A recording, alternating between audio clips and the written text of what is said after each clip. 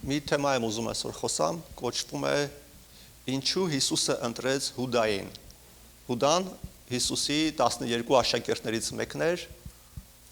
ով հետո մատնեց Հիսուսին։ Ով 30 արծաթով մատնեց Հիսուսին։ Ինչ է կարծում, Տերը գիտեր ամեն բան, Աստված գիտեր ամեն բան։ Բայց ինչի ընտրեց Հուդային։ Ինչի Հիսուսը ընտրեց Հուդային, այս մասին շատ տարբեր խոսակցություններ, ուսմունքներ ա գնում այս աշխարհում։ Շատ կարևոր թեմա է, ուզում սա հասկանանք, որովհետև սա հասկանալով մենք ավելի կճանաչենք Աստծուն, ավելի կմոտենանք Աստծուն, ավելի կհասկանանք իր բնավորությունը,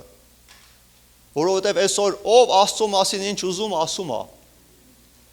ինչ տեսակ լուր ասես տարածվում է, ով ինչ տեսակ ընկավ մեքենայի տակ մահացավ, ասում է դե Տիրոջ կամքներ։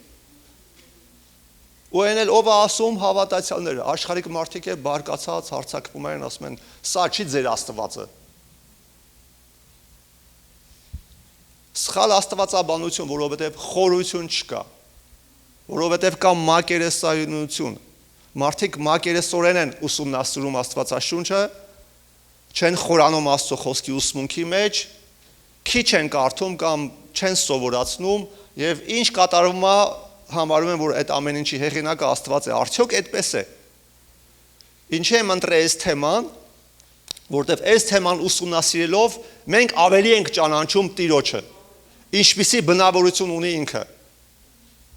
Մի համար Ղուկաս ավետարանի 6-րդ գլխի 12-ից 16 համարները սենց են ասում։ Այդ օրերին Հիսուսը սարը ելավ աղոթք անելու եւ ամբողջ գիշերն անցկացրեց Աստծուն աղոթելով։ Երբ որ լույսը բացվեց, կանչեց իր աշակերտներին, ընտրեց նրանցից 12-ին, որոնց եւ առաքյալներ անվանեց։ Ուստի նշում է անունները. Սիմոնին, որին էլ Պետրոս անվանեց, եւ Անդրեասին, Հակոբոսին եւ Հովհաննեսին, բոլորինը չեմ գրել։ Եվ վերջում գրած է եւ Հուդա Իսկարովտացուն, որը եւ մատնիչ դառավ։ Աշակերտ շատերն էին գալի իր մոտ, բայց այդ բոլոր աշակերտներից ընտրում է 12-ին, որոնց եւ առաքյալը անվանում, որոնց որ պետք է հանձնարարեն գլխավոր գործը, որ իրանից հետո պետք է կատարեն, ավետարանը պետք է տարածեն, եկեղեցիները հիմնեին։ Այդ աղոթքի արդյունքում, որ ամբողջ գիշեր ինքը աղոթեց, ինքը ճիշտ ընտրություն կատարեց։ Բոլորին, այդ թվում նաեւ Հուդային։ Եվ ստեղ Հուդայի համար գրած է, որ որն էլ որ մատնիչ դառավ, այսինքն այդ ժամանակ ինքը մատնիչ չէր։ Այո։ Որը եւ մատնիչ դառավ։ Հենց այնպես չի գրած այդ խոսքը։ Ոչ մի բան հենց այնպես չի գրած Աստվածաշնչի մեջ։ Ինչի ընտրեց Հիսուսը այդ մարկանց եւ Հուդային։ Ինչի ընտրեց։ Բարձ գրած է խոսքը ասում է, պատասխանները ցանկացած պատասխան դու կարող ես գտնել խոսքի մեջ, որպեսզի առաքյալ լինի։ Դա նշանակում է, որ Հուդան ուներ կանչ, Աստծուց ուներ կոչում։ Այո, եթե կոչում չունենար, Հիսուսը չէր ընտրի, բայց այս հարցով մարդիկ տարաձայնություններ ունեն։ Մարդիկ կան մտածում են, որ Հուդային Հիսուսը ընտրեց, որպեսզի նա նրան մատնի, կամ օգնի, որ ինքը իր խաչի գործը ավարտին հասցնի։ Մեկ ուրիշ համար, որտեղ որ ավելի է պարզաբանում, ավելի է բացում մեր հոգևոր աչքերը, թե ինչի Հիսուսը ընտրեց Հուդային։ Այսինքն 12-ին, ոչ միայն Հուդային, ավելի շատ նշում ենք Հուդային, բայց Հուդան 12-ից մեկն էր։ Մատթեոս 19 գլխի 28 համարն ենք նայում։ Հիսուսը նրանց ասեց. ճշմարիտ ասում եմ ձեզ, որ դուք իմ ետևից եկողներ եք, երբ որ որդին երկրորդ գալստյան իր փառքի աթոռին նստի, դուք 12 աթոռների վրա կնստեք Իսրայելի 12 ցեղերին դատելու։ Հիսուսը ասում է դուք 12-ը, երբ որ ես երկրորդ անգամ գամ աշխարհ, նստելու եք արքայության 12 աթոռներին եւ դատելու Իսրայելի 12 ցեղերին։ Ղուկաս ավետարանի մեջ ավելի լավ է այս մանրամասնություն ասում, ես այստեղ չեմ գցել, բայց իմ մոտ կա գրած, կգարթամ Ղուկասի 22-ի 28-ից 30-ը։ Դուք որ միշտ մնում եք ինձ հետ իմ փորձությունների մեջ, ես էլ շնորհում եմ ձեզ թագավորությունը, Հիսուսն է ասում։ Ինչպես իմ հայրը ինձ թագավորությունը տվեց, որ դուք ուտեք եւ խմեք իմ սեղանից, իմ թագավորությունում։ Եվ աթոռների վրա նստեք Իսրայելի 12 ցեղերը դատելու։ Այս խոսքի մեջ պարզաբանում է, թե Հիսուսը ինչ էր ընտրել 12-ին։ Բայց սրանք սովորական մարդիկ չէին։ Սրանք անձնուրաց, իրանց անձերը ուրացող, ամեն ինչից հրաժարվող եւ Հիսուսի հետևից գնացող մարդիկ էին։ Նա ամեն մեկին չկանչեց, այդ որ ամբողջ գիշեր աղոթեց, եկավ ընտրեց այդ 12-ին, այդ 12-ը այդ ընդունակությունը ունեին։ Այդ կանչը ունեին։ Եթե դու չունես այդ հատկությունը, այդ կարողությունը, այդ պատրաստությունը, Աստված քեզ կյանքում հովիվ չի դնի, դու չես կարա։ Կամ առաքյալ չի դնի, կամ երգիչ պատկերացրու դու սաղ կյանքը ձգտում ես, ասում ես, այնքան եմ սիրում փառաբանության մեջ լինել, բայց ելնում ես, ասենք, երգում ես, մարդիկ չեն ուզում լսեն, ասենք։ Սիրուն չի ձայնդ։ Արդյոք դա ճիշտ է, որ մարդը երգի, երբ որ նա երգել չգիտի։ Արդյոք Աստված կդնի նրան միտեղ, որտեղ այդ հնարավորությունը չունի։ Երբ որ ղևտացիները հելան երգելու, փառաբանելու, նրանք վարպետորեն էին երգում։ Եվ Դավիթ էլ ասում է վարպետորեն նվագեք քնարը։ Այսինքն Աստծո խոսքը սովորացնում է վարպետորեն օգտագործելու թե գործիքները, թե ամեն հմտությունները։ Եվ նաև որ պետքա սարքեին Տիրոջ խորանը, Տիրոջ տան խորանը, Աստված ասում է ես այս մարդկանց տվեցի հանճարեղ սիրտ ստեղծելու, սարքելու Տիրոջ խորանի համար բոլոր առարկաները։ Նրանք վարպետներ են, նրանք անում են շատ բարձր մակարդակի։ Եվ Տերը չգնաց անենց մարդիկ ընտրեր, որ այդ կարողությունը չունեին, որտեվ տեսեք Ղուկաս ավետարանի մեջ 22-28-ից 30-ը տեսեք ինչ ասում, նորից եմ կարդում։ Դուք որ միշտ մնում եք ինձ հետ իմ փորձությունների մեջ, ես շնորհում եմ ձեզ թագավորությունը։ Ամեն մարդ չէր կարա Հիսուսի հետ նույն փորձությունների հետ իր հետ էթար, չէր կարա ամեն մարդ։ Այսօր մարդիկ վախենում են ասեն հավատացյալ եմ։ Այսօր մարդիկ վախենում են ասեն ես եկեղեցի եմ գնում։ Ամանչում են, կամ ասում են հավատացյալ, ասում են ով հավատացյալ չի որ ընդհանրացնում են, այսինքն դե ես էլ ձեզանից մեկն եմ։ Չեն ուզում առանձնանան, վախենում են հալածանքից, բայց պատկերացրեք Հիսուսի վրա ինչքան հալածանքներ էր գալի, նա որ արդարության արքայություններ բերե, եւ հանդիմանում էր փարիսեցիներին, եւ նրան ամեն ժամանակ ուզում էին սպանեին, քարկոծեին, եւ նրա շուրջը գտնում էին այդ 12 առաքյալները։ Եվ նրանցից մեկը հենց Հուդան էր։ Դրա համար ասում, դուք որ միշտ մնում եք իմ փորձությունների մեջ ինձ հետ, ես շնորհում եմ ձեզ թագավորությունը։ Ու մեկնաբանում է։ Ինչպես իմ հայրն շնորհեց ինձ թագավորությունը, որ ուտեք եւ խմեք իմ սեղանից, տեսեք ինչ ասում, իմ սեղանից, իմ թագավորության մեջ եւ աթոռների վրա նստեք Իսրայելի 12 ցեղերին դատելու։ Տես ինչ մեծ իշխանություն է տվել։ Այսինքն դա այնպես չէր, էլի ուղղակի որ դուք իմ փորձությունների հետ անցաք, ուղղակի սենց սովորական մարդկանց կարգին եք լինելու։ Ոչ։ Սա բարձր պաշտոն էր, սա բարձր պատիվ էր, եւ նրանք այդ ընդունակություն ունեին, ու երբ որ ասում էր դուք իմ փորձությունների մեջ միշտ ինձ հետ եք, այդ թվում նաեւ Հուդան էր այդտեղ։ Այդ հատկությունը նա ուներ։ Ամեն։ Սա կարևոր է, որպեսզի հասկանանք, որտեղ Հիսուսը սխալ ընտրություն չի կատարել։ Ամեն։ Աստված սխալ ընտրություն չի կատարում։ Նա Հուդային ընտրեց, որովհետև Հուդան այդ ընդունակություն, այդ հատկություն ուներ, այդ զորություն ուներ, այդ դիսցիպլինան ուներ, այդ կարողությունը ուներ։ Եվ մենք առակների մեջ տարբեր մենք տեսնում ենք, որ Տերը օրինակաբերում, ասենք, մի առակի մեջ ասում է մի մարդ մի առևտրական պետք է օտար երկիր գնար եւ կանչեց իր ծառաներին, մեկին տվեց մի տաղանդ, չէ, մեկին 2, մեկին 5 ու ասում է ամեն մեկին իր կարողության չափով։ Հիսուսն է բացատրում, ամեն մեկին իր կարողության չափով։ Եվ երբ որ գնաց, այդ մարդիկ գնացին այդ տաղանները սկսել օգտագործել։ Տեսեք, եթե Հիսուսը այս առակի մեջ օգտագործում է, որ ամեն մեկին տվեց իր կարողության չափով, ապա ինքը ինչի պետք է ընտրեր մեկին, ով չուներ այդ կարողությունը առաքյալի այդ ծանրությունը իր վրա կրելու։ Հասկանում եք, դրա համար նա ամբողջ գիշեր աղոթք արեց, որպեսզի ընտրի ճիշտ մարդկանց։ Եվ այս համարում մենք պարզ տեսանք, թե ինչի Տերը ընտրեց նրանց, որպեսզի նրանք լինեն Աստծո թագավորության մեջ։ Այսինքն ի սկզբանե Տերը որոշել էր, որպեսզի եւ առաքյալները եւ Հուդան նստեն Աստծո թագավորության մեջ, ուտեն, խմեն Աստծո հետ, Հիսուսի ոնց որ ասած սեղանից, նաեւ այն դատերը, որ լինելու է երկրի վրա, Իսրայելի 12 ցեղերի, նրա 12 առաքյալները այդ դրա մեջ մաս ու բաժին ունենան։ Բայց ինչ կատարվեց հետագայում։ Հուդան իր կյանքում ուներ մի թուլություն։ Փողասիրություն, արծաթասիրություն։ Այն ժամանակ դա արծաթի ձևով էր այդ փողը, ոնց որ այսօր դոլարները այն ժամանակ արծաթ էր։ Ամեն մարդ ունի թուլություն։ Պետրոսն էլ ուներ թուլություն։ Տեսեք, Պետրոսը մի քանի անգամ, 3 անգամ ուրացավ Հիսուսին, ասես չեմ ճանաչում, վախեցավ մահանա։ Այն մյուս աշակերտներն են ունեին թուլություն։ Հովհաննեսը, Հակոբոսը կռիվ են անում, թե ով պետք է առաջինը լինի։ Իրանց մամային ուղարկեցին Հիսուսի մոտ, որ գա Հիսուսին ասի. Հիսուս, ես մի խնդրանք ունեմ, քանի որ դու խոսք ես տվել։ Դու ասել ես ինչ որ աղոթքով խնդրենք, դու կկատարես, ասում ասեք, եւ ասում ես խնդրում եմ իմ երեխեքի համար բարեխոսություն եմ անում։ Մոր աղոթքը դե շատ ուժեղ աղոթք է, մենք գիտենք դա։ Խնդրում եմ, որ քո թագավորության մեջ իմ որդիներից մեկը նստի քո աջ կողմը, մեկը քո ձախ կողմը։ Ու Հիսուս ասեց դու էլ չգիտես ինչ ես խնդրում։ Կնստեն նրանք ում համար որ արդեն Աստծո կողմից որոշված է։ Եվ երբ որ մնացած աշակերտները լսեցին էսի, նեղացել էին Հովհաննեսից եւ Հակոբոսից այդ երկու եղբայրներից։ Տեսեք, ամեն մեկը թուլություն ուներ այնտեղ։ Թոմասը կասկածում էր, ասում եմ իջև չտենամ չեմ հավատա։ Այդքան ամբողջ կյանքը Հիսուսը ավետարանը քարոզում էր, ասում էր ես մեռնելու եմ, երրորդ օրը հարություն եմ առնելու։ Քանի հոգի եկան, պատմեցին, որ Հիսուսին տեսել են։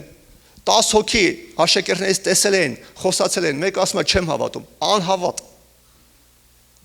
Անհավատ, ասում եմ միջև ոչ թե տենամ, ասում եմ պետք է մի հատ այդ ձեռ տամ, ձեռս մտցնեմ այդ վերքերի մեջ, որ հավատամ ինքը իրական է։ Եվ Հիսուս եկավ, ցույց տվեց իրան, ասեց տես, ու մի եղի անհավատ։ Ու այ անհավատ, գնա սաղ աշխարհին քարոզի, որ հավատան ինձ։ Երանի նրանց, որ չեն տնա ու կհավատան։ Պատկերացնում ես, Թոմասը չհավատաց, բայց գնաց սաղ աշխարհին քարոզում էր, որ մարդիկ հավատան Հիսուսին, փրկություն ստանան եւ նրանք ավելի երանելի էին, որտեղ խոսքը ասում է, երանելի են նրանք, ով չեն տեսել, չէ, ովքեր չեն տեսել եւ հավատում են։ Եվ երբ որ նայենք աշակերտների կյանքը բոլորն էլ թուլություններ ունեին։ Մեկը իր հպարտության պատճառով Հովհաննեսը եւ Հակոբոսը կարող էին, չգիտեմ, այս կյանքում փառք փնտրելու պատճառով Հիսուսին թողեին, բայց չարեցին։ Այսինքն չնայած նրան, որ նրանք ունեին կանչ, առաքյալի կանչ, ունեին իրancs թուլությունները։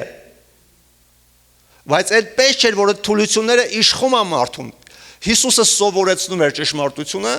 եւ ովքեր որ ընդունում էին այդ խոսքը իրancs սրտի մեջ, այդ խոսքը իրancs ուղղում էր, այդ խոսքը իրancs փոխում էր, հղկում էր։ Մենք գիտենք, որ ովքեր որ սովորել են ծառայողների դպրոցում, ես սովորեցրել եմ, որ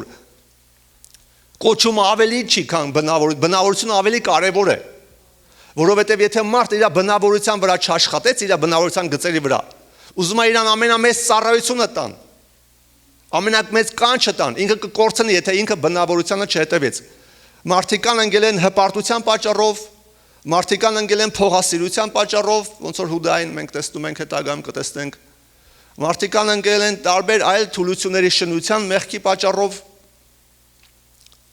Բոլորը ունեն թուլություն։ Սա հատուկ եմ ես նշում, որպեսզի ձեր համար ամբողջական պատկերը պարզ լինի։ Եվ Հուդան այդ ընթացքում ուներ թուլություն փողի նկատմամբ, առաքյալների մեջ ինքը քաշիրն էր, այդ գանձապահն էր։ Եվ գրածա, որ այնտեղ ընկած փողից գողանում էր։ Չէր հետևեի թուլությանը, եւ 3.5 տարի Հիսուսը համբերել էր։ 3.5 տարի Հիսուսը սովորեցրել էր, այնպես չի, որ Հիսուսը անտարբեր էր։ Հիսուսը ամեն ինչի մասին էր սովորացնում։ Որ պետք է փողասեր լինեն, մամոնայապաշտ լինեն, ինչ օգուտ որ աշխարհը շահես քո անձը կորցնես, Հուդան բոլորը գիտեր, բայց նաեւ կանչ ուներ Աստծուց,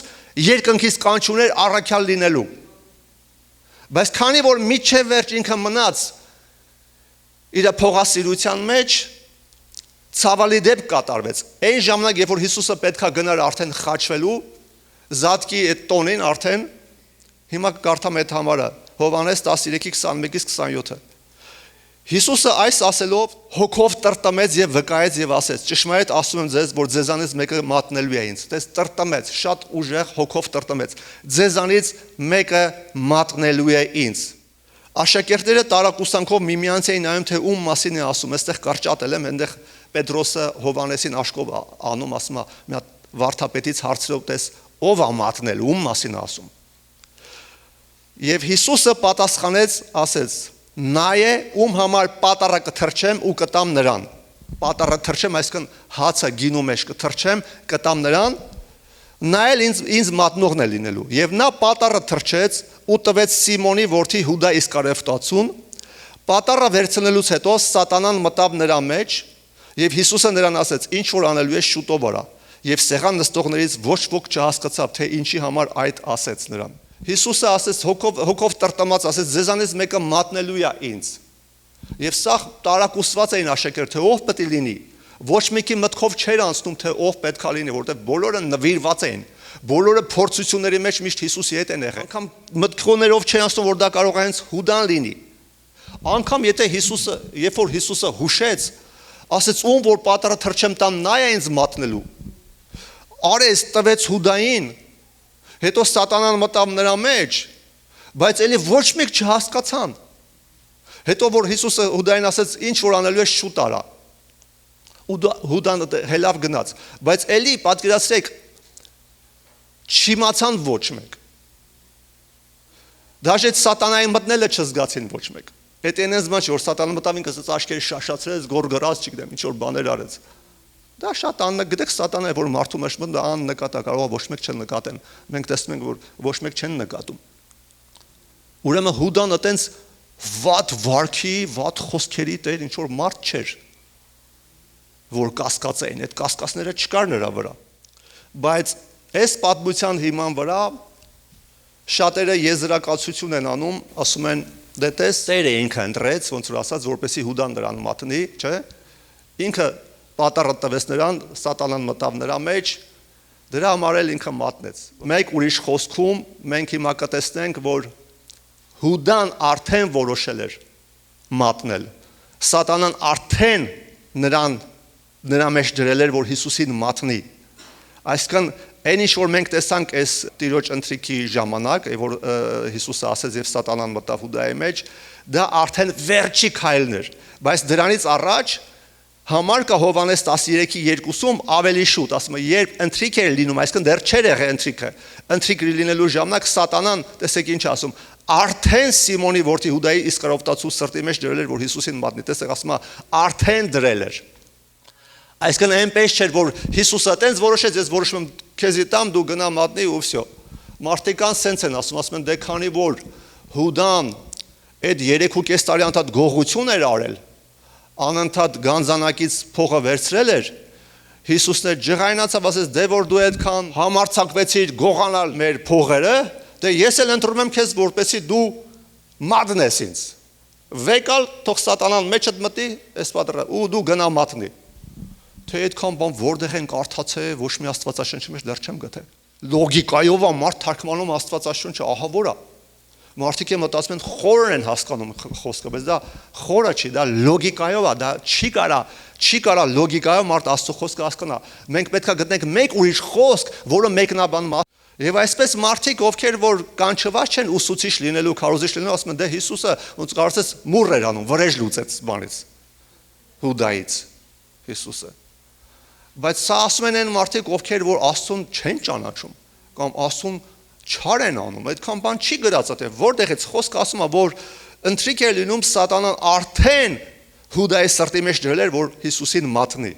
Հիմա հաջորդ հարցը, սենց են ասում, հա, բա ոնց էր խաչվելու Հիսուսը։ Բա ոնց էր գնալու խաչը, եթե իրան չմատնեին։ Արդյոք Հիսուսը կարիք ուներ, որ իրան մատնեին, որ ինքը խաչվեր եւ մարդկության մեղքերը քավվեր։ Դրա պատասխանելն է տալի։ Կարդում ենք հաջորդ համարը, տեսեք, Մատթեոս 26:24-25 համարները այս պատասխանը տալիս են մեզ հստակ։ Տեսեք Հիսուսը ինչ ասում, իսկապես մարդի որդին կգնա, ինչպես նրա համար գրված է։ Կգնա ուր խաչելության։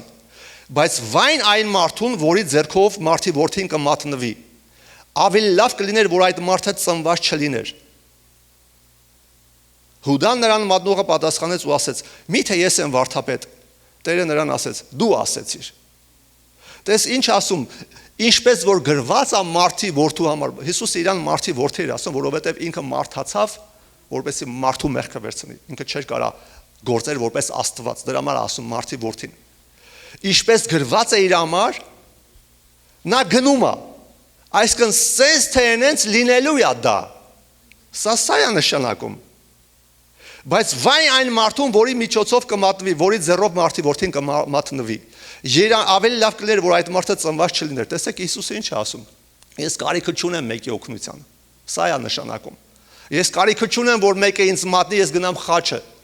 Դաժե կուզեի, որ այդ մարդը ծնված չլիներ, որտեղ այն դատաստանը, որ ինքը կրելու է, շատ ահավոր սարսափելի է լինելու։ Տերը անգամ եթե ասում է ես չէի կամենա, որ այդ մարդը ծնվեր, ոնց ինքը կուզեր, որ այդ մարդը ինքը ընտրեր, որ այդ մարդը իրան մատներ։ Ինքը ասում է կուզեի, որ այդ մարդը ծնված չլիներ։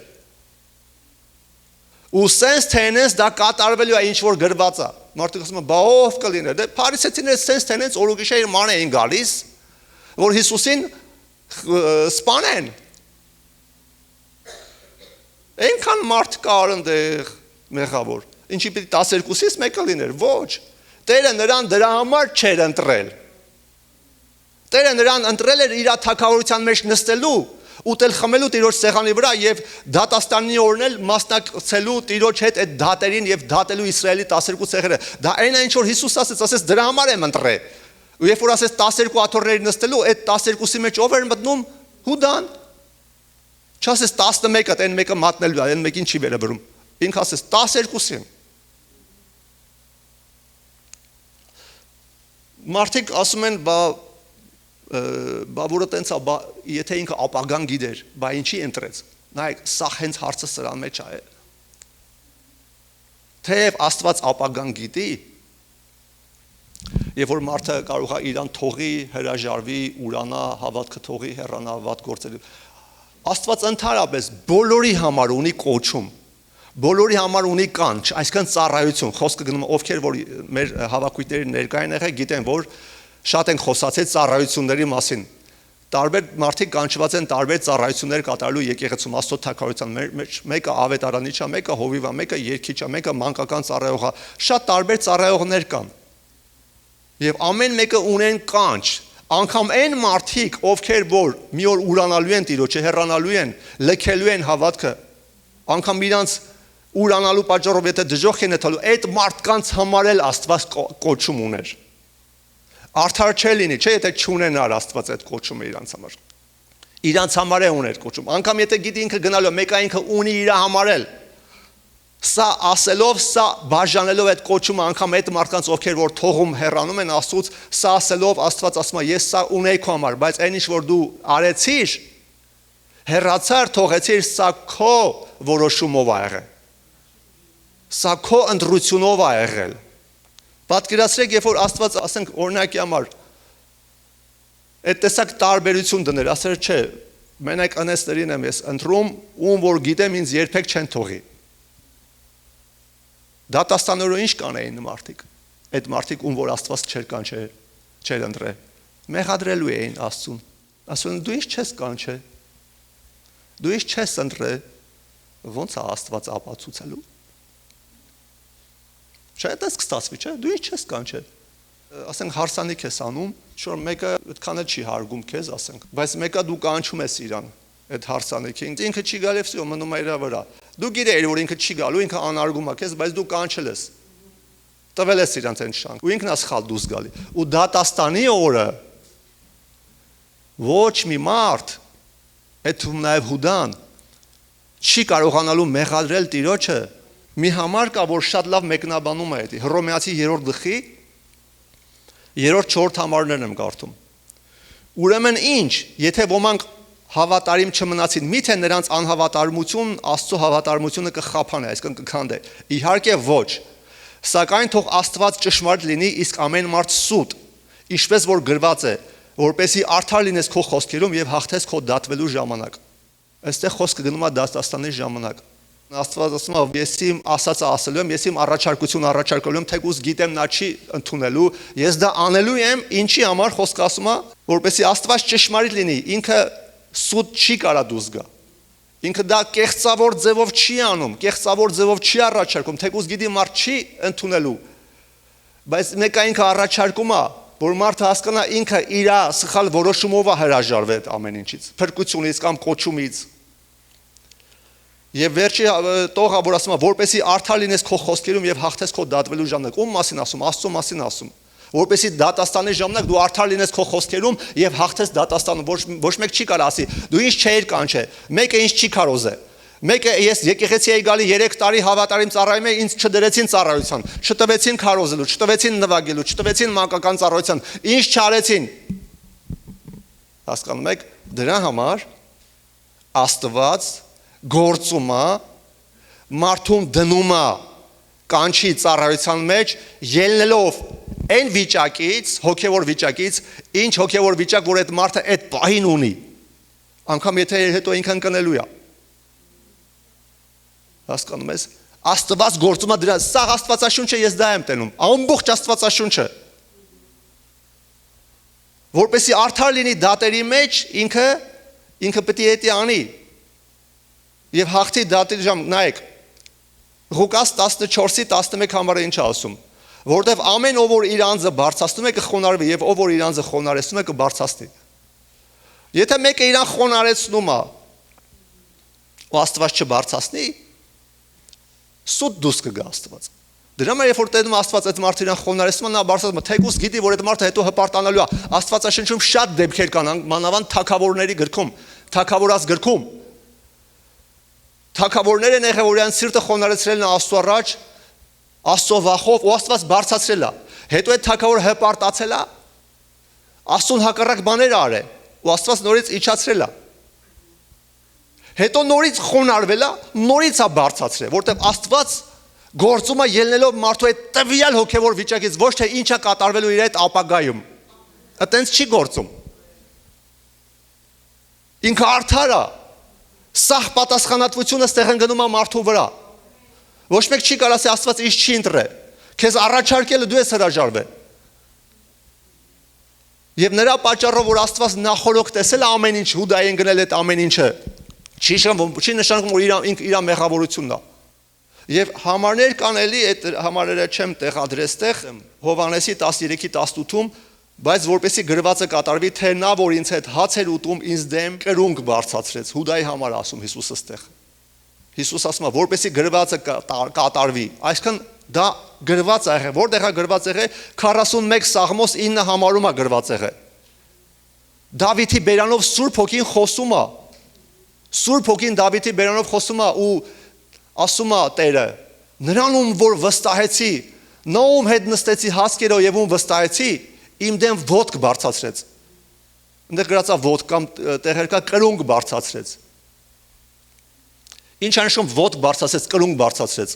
Սա խորը դավաճանական քայլ է։ Պատկերացնում ես ոնց որ ոտի տակ տա։ Բայց մենք դա որտեղ ենք տենում։ Նորից ուզում եմ վերադառնալ այն պատմությանը, որ Հիսուսը պատառը թրջեց եւ տվեց, երբ որ նա վերցրեց կերավ եւ սատանան մտավ մեջը։ Բայց ինչի տվեց այդ պատառի մեջ սատանա կար, ինչ կար, այդ ինչ էր նշանակում, ինչի դա արեց, չէ որ դրանից հետո մտավ։ Եվ ովքեր չգիտեն, մտածում են դա Հիսուսի ընտրությունն էր, նա ընտրեց որ սատանան նրա մեջ մտի, բայց եկեք նայենք հրեական սովորության մեջ ինչ է նշանակում պատառը թրջել գինու մեջ եւ տալ սեղանակիցներից մեկին։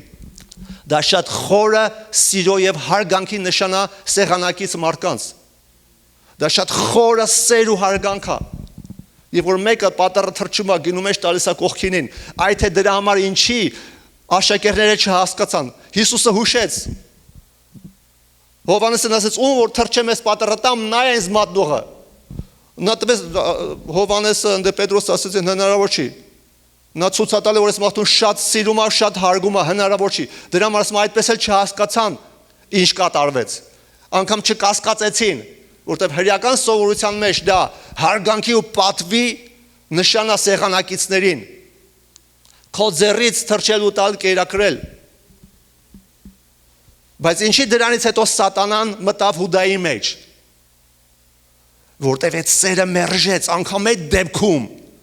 անգամ այդ դեպքում սերը մերժեց եւ մնաց իր որոշմանը, ոտի տակ տվեց։ Եվ դա լայն դուռ էր սատանայի համար, որպեսզի սատանան մտնի նրա մեջ։ Այնտեղ կարճ արագ է գրած, մի մտածեք վարքյանական նա պատառը տվեց կերը մի անգամից սատանան մտավ մեջը։ Ոչ։ Նա տեսավ Հիսուսի այդ հարգանքի քայլը։ Եվ Սաղմոսների մեջ լավ մեկնաբանում է, ասում է իմ բարեկամը, ում հետ հաց կերա, եւ ում վստահեցի, նա ինձ վրա կրունկ բարձրացրեց։ Այսինքն ինքը իր սերը ցույց տվեց, հարգանքը նա ողտի տակ տվեց։ Եվ սատանան դրա պատճառով մտավ։ Հիսուսը այդ պատառը չտվեց նրա համար, որ ասի թող սատանան մտնի քո մեջ, այլ նրա համար, որովհետև նա դրանով ցույց տվեց իր միջև վերջ իր սերը, նվիրվածությունը, հարգանքը այդ մարդուն։ Երբ որ մարդը մերժեց, դևը եկավ։ Գիտես, երբ որ մարդիկ մերժում են Աստծո առաջարկը, Աստծո սերը, Աստծո փրկությունը, սատանան է գալի իր կյանքում։ Սատանան բերում է այդ կործանումները։ Ինչի համար էր այս պատմությունը մենք նայենք, որպեսզի սրա միջոցով ճանաչենք Տիրոջ բնավորությունը, հասկանանք ով է Տերը։ Տերը սիրում է բոլորին։ Մենք տեսանք, որ Տերը ընտրեց Հուդային առաքյալ լինելու, Աստծո թագավորության մեջ նստելու, 12 աթոռներից մեկի վրա նստելու։ Եվ տեսանք, որ Հիսուսը ասում է, ես կարիք չունեմ, որ մեկը ինձ մատնի, սենց թե նենց գնալու եմ, բայց վայ նրան ում միջոցով գնալու եմ, վայ նրան, երանի ծնված չլիներ։ Անգամ ստեղ մեկ ուրիշ խոսք ենք հայտնաբերում, որ Աստված կոնտրոլ չի անում բոլոր մարդկանց ծնունդը եւ մահը։ Ասում է երանի ծնված չլիներ, այսինքն Աստված այդ օրենքը դրել է արդեն երկրի վրա, մարդիկ ամուսնանում են, երեխեք են ունենում, ծնվում է եւ Աստված կոնտրոլ չի անում ով ծնվի։ Ինքը տեսնում է ով ինչ է անելու, ինքը տեսնում է, ինքը որպես Աստված ամենակարող, ամենագետ լինելով ինքը նախորոք ամեն ինչը գիտի։ Բայց ինքը մեղավոր չի մարդկանց սխալ որոշման համար։ Եվ հետո նաեւ այդ համարը որ ասացի, որպեսի գրվածքը կատարվի։ Ուրեմն դա եղավ, սենց են ասում շատերը, նայեք։ Էլի մակերեսային ուսումնասիրելով Աստվածաշունչը Աստծուն մեղադրում են։ Ասում են դա կատարվեց, Հուդան մատնեց Հիսուսին, որովհետև դա գրված էր։ Որպեսի գրվածը կատարվի, ով է գրել? Մարգարեները։ Աստված տվել է գրել, որ դա կատարվի։ Նայեք, այստեղ էլ էլի եմ ասում, շատերը սայթակում։ Երկու տեսակի գրվածք կա, որ գրվել է։ Մեկը դա Աստծո կամքն է, դա նրա կամքն է եւ ինքն է ծրագրավորել։ Բաներ կա, որ գրվել է 5 կտակարանի մարգարեներում, որ Աստված ինքն է դա ծրագրավորել, որ դա այդպես է լինելու։ Եվ Հիսուսը իր խաչելությունը գնալուց առաջ ասեց, սենց թենես լինելու է, դա ինչ որ իմաստին գրված է։ Հիսուսի խաչելությունը, մահը, հարությունը, այդ ամեն ինչը Աստծո կողմից ծրագրավորված էր, որ դա պետք է լինի, եւ Հիսուս ասեց, սա լինելու է։ Եվ երկրորդ տեսակային ինչ որ գրված է 5 կտակարանում կամ մարգարեություններում որ լինելու է։ Դա Աստծո կամքը չի, դա Աստծո ծրագրածը չի, դա այն ինչ որ Աստված տեսել է, որ այդպես լինելու է դա։ Տեսել է, որ այդպես դա կատարվելու է, ու չի կարա չկատարվի։ Ինչի չի կարա չկատարվի, որովհետև երբ որ ինքը դրա վերջն է տենում, դա տենում է այդ մարդու ամենը վերջի որոշումը։ Դրա պատճառով է, դրա համար մի գրվածքի դեպքում, որ ասում է գրվածքը կատարվեց, որովհետև Աստված էր ծրագրավորել, եւ երկրորդ դեպքում դա չի կարա չկատարվի, որովհետև Աստված տեսել էր, թեև իր կամքը չէր, որ դա այդպես լինի, բայց ինքը տեսել էր դրա վերջը ինչ որոշում է լինելու։ Եվ գրվածքը չի կարա չկատարվի, եթե գրվածքը չկատարվի, Աստված սուտ է դուրս գալու, բայց այդտեղ հարցը այն չի, որ Աստված ստիպմամբ ուզում է իր ուզածին հասնի, ամեն ինչ ստիպում է կոնտրոլանում, որ իր ուզածով լինի, չէ։ Հիսուսը պարզ ասեց, կարիքը չկա դրա, երանի այդ մարդը ծնված չներ, բայց Աստված տեսել է ու Աստված որ տենում է չի կարա չլինի, ցանկացած բան, տեսեք այն ամեն ինչ որ մենք կարդում ենք նոր կտակարանում Հիսուսի մասին, այդ բոլորի մասին 5 կտակարանում գրված է եղել։ Այստեղ են շատերը շփոթվում, դրա համար ասում են, գրվածը պիտի կատարվեր։ Գրվածը պիտի կատարվեր նայած որ տեսակետից, որովհետև Աստված տեսել էր դա, ամեն։ Սա շատ կարևոր է, որպեսզի հասկանանք։ Աստված բարի է, ու նրա ողորմությունը հավիտյան է։ Ինքը իր կյանքը Հիսուսը տվեց խաչի վրա, մահացավ։ Ամեն մեղքերը, պատիժները, անեծները վերցրեց իր վրա, որպեսզի ամեն ով որ հավատա հավիտենական կյանք ունենա։ Մարդիկ կան ասում են դե փրկվում են մենակ նրանք, ովքեր որ ընտրված են եղել հատուկ։ Մի քանի համար ասենց ուղղակի արագ անգիր կասեմ, որպեսզի հերքեմ այն մարդկանց սխալ ուսուցումները, սխալ դոկտրինաները, որ ասում են փրկվում են նրանք, ում որ Աստված ընտրել է։ Այդտենց բան չկա, որովհետև Աստծո խոսքը առաջի Տիմոթեոս 2:4 համարում ասում է, նա կամենում է, որ ամեն մեկը փրկվի։ Պարզ ասում է իր տեսակետը։ Կա կալվինիստական ուսմունք, կալվինիզմ կա, որ ասում են ում որ Աստված նախասահմանել է, ընտրել է նա փրկվելու։ Այտենց բան չկա, դա սուտ ուսուցում է։ Առաջին Տիմոթեոս 2:4-ում ասում է Աստված կամենում է որ բոլոր մարդիկ փրկվեն։ Արդյոք բոլորն են փրկվելու, չէ։ Աստված չի ասում բոլոր փրկվելու, բայց ասում է կամենում է։ Բախի բոլորը չեն փրկվում։ Հիմա հարցնում ես նրանց ասում ես բախի բոլորը ասում է որովհետև սրանց է ընտրել, սրանց չի ընտրել։ Այսինքն չի կամենում, հարցնում ես այդ մարդը։ Չի կամենում որ էսի չեն պատասխանում։ Հիմա Աստված կամենում է որ այդ մարդիկ փրկվեն։ Բախի չի ընտրել։ Պատասխան չկա։ Իմ Աստվածաշունչը, ձեր Աստվածաշունչը ճշմարիտ առողջ ուսմունք ասում է Աստված կամենում է որ ամեն մարդիկ փրկվեն։ Եվ առաջին Տիմոթեոս 2:6-ում սենց ասում իրանց ամենի համար փրկանք տվեց, ոչ թե ընտրվածների։ Այդ խոսքում հստակ գրած է ամենի համար։ Եթե մենակ ընտրվածների համար, եթե կան հատուկ ընտրվածներ, ուրեմն իր անձը խաչի վրա չեր վերցնի բոլորի մեղքը, չէ՞։ Կվերցներ որովհետև այդ բոլոր մեղքերը, որ իր վրա են, այդի մեծ ծանրություն ցավ էր պատճառում Հիսուսին, գիտեք։ Մենք չենք տեսել դա, ոչ մի մարդ չի տեսել։ Ճիշտ է, իրան ծեծել են, տանջել են, տառապել է, բայց ամեն մի մարդու մեղքը, ցավը, անեծքը, վիշտը Հիսուսի վրա է այդ պահին եղել։ Ինքը զգացել է այդ սաղ աշխարհի մեղքը։ Ու այդ սուտ ուսմունքներ սովորացնողները ասում են, որ Հիսուսը մենակ մեռել է ընտրվածների համար։